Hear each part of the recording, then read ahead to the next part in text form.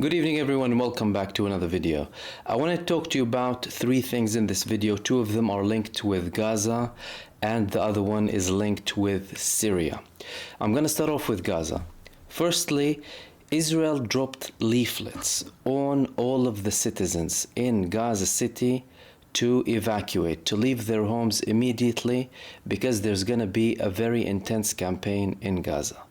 Israel dropped leaflets on other populated areas in the beginning of this genocide on the 13th of October.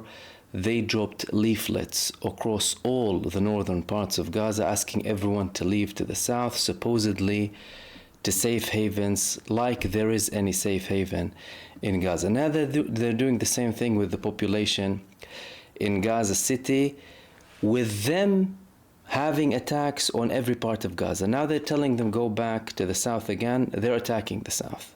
There is no safe place.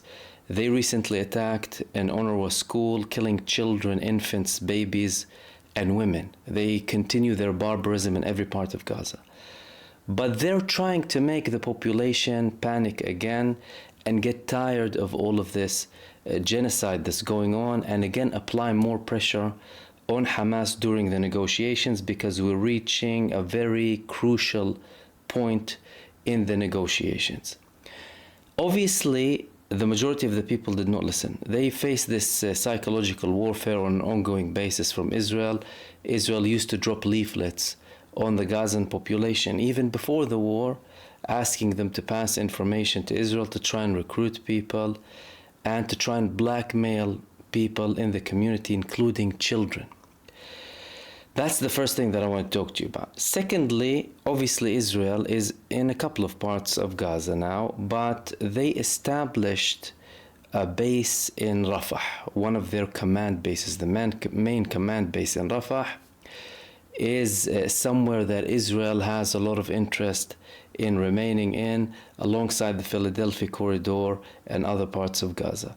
However, this command base faced a severe attack from the Palestinian resistance, from Al-Qassam brigades in particular. They attacked it directly. You had fighters going in with the Yasin 105 targeting 2 tanks, targeting the whole building, and then they fled after they covered it up with barrages of mortar shells on the command base. Again, above the ground, everything is clear, everything is recorded, and Israel has no answer. So you're talking about areas where they expelled most of the people from, destroyed buildings, and they have this command base, yet the Palestinian resistance is able to come and attack them from over the ground and withdraw. And we had many reports of people obviously being evacuated after many fell casualties from the Israeli army. Which leads me to the final thing that I wanted to talk to you about.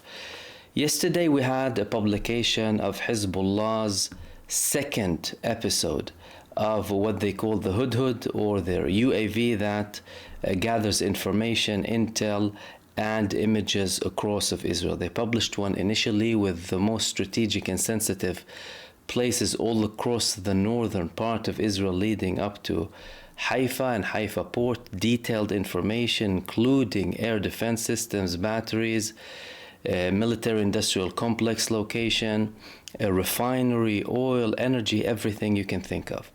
Now they published one in the Golan Heights yesterday, signaling that we're also there, but also hiding the fact that they have information across all parts of Israel.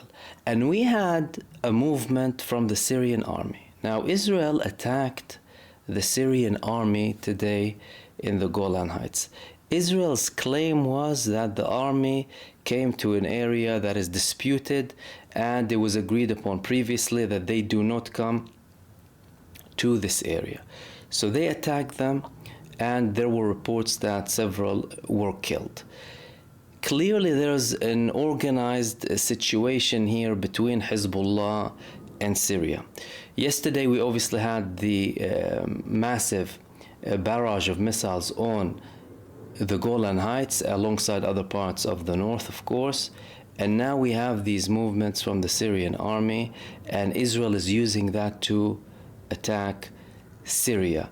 With regards to the other parts of Lebanon, we had still attacks that were very intense. But with this instance, particularly in the Golan Heights, that's not something we see on a day-to-day basis. Usually Israel targets locations in Syria that are designated to pass weapons for Hezbollah. But with this coordination, many analysts are hinting at an organized attempt between Hezbollah and the Syrian army to send messages to Israel that any further escalation might also involve the Golan front, with all types of forces and potentially forces apart from Hezbollah in case they go in an all-out war and they do not reach a ceasefire with Gaza.